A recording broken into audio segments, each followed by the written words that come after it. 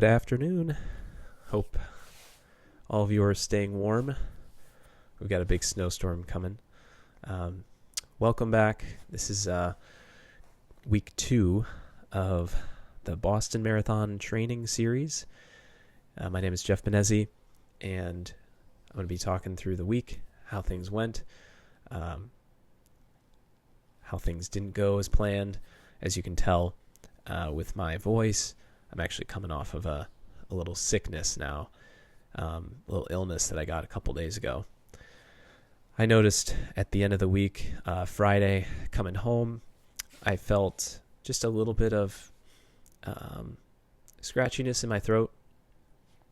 That evening, didn't think anything of it, but by the morning, definitely was lethargic.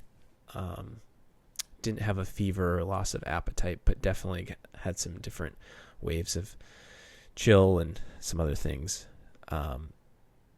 Nutrition was fine. I was able to eat normal foods and things like that, but just feeling some congestion, maybe run down. And I see a lot of people just treating in the clinic, so as part of my job. So who knows? Maybe I got it within the last week and finally decided to show its face. But either way, this past week, I had a pretty solid week going. I'd run some easy runs Monday and Tuesday, did a little doubling. So I was doing morning and evening runs. And Wednesday, I got on an indoor track to do some mile repeats, get an idea of where I am with a threshold type workout. So the workout was 4 by 1 mile with about a 2-minute jog in between. And so I was running that around half marathon effort. And that felt really good.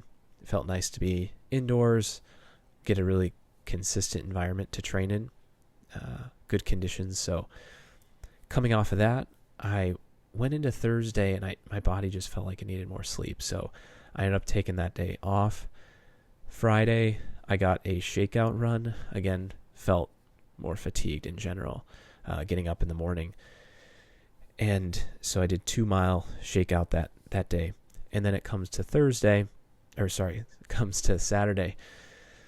That was where I felt the worst. And so all day I tried to just get through the day. I did take a good nap while the boys were sleeping. I had planned on the training schedule. The goal was to get about a 2-hour long run, steady pace. But honestly, I wasn't gonna push through and try to do something like that when my body was telling me no.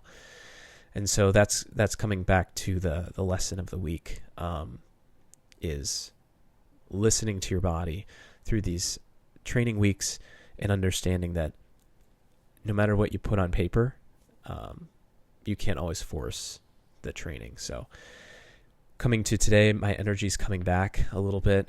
I got out and started shoveling. We have a big winter storm that came through, and still snow's coming down a lot. So I did a walk around my neighborhood, and then just every couple hours I'm going out and doing a little shoveling. So just a little bit extra activity. So I feel like things are progressing. The big thing is moving into the next week. I want to ease back into my training, but I got to make sure I'm taking the proper nutrition, good fluids, and going to bed early. So I got, over the last couple weeks, downloaded a field guide from Chris Johnson, a PT and a good mentor of mine. He talks about returning to illness after training, and illness happens, whether it's colds or the flu or any of these things. And in the field guide, he references another colleague, Joel Satgast. And so some of these things, some of these lessons that they describe should be true before you resume training. So fever-free for like 72 hours without medication. Sleep at least 5 to 6 hours a night. No disturbances. Last night I had a little tough time going to bed. I had a lot of pressure just in the front of my head, so it's kind of rolling them around a lot. And then energy starts to feel moderate or better. No day-long lethargy. Breathing, no labored breathing during a 30 to 40-minute brisk walk. So I did that today. I felt pretty good there. And then fueling, hydration, normal appetite, fluid intake, and no adverse reactions to nutrition. So that's all been good. Resting heart rate. This is another important factor I've learned about. I mean, this goes back to the Malone cross-country camp days where I started learning how to monitor morning heart rate and your resting heart rate when you get out of bed. So if you start to see that climb, whether it's due to training or whether it's due to a sickness coming on, you could see your elevated heart rate give you a lot of information. So for me, yesterday morning when I woke up, my heart rate was a good 5 beats higher than normal.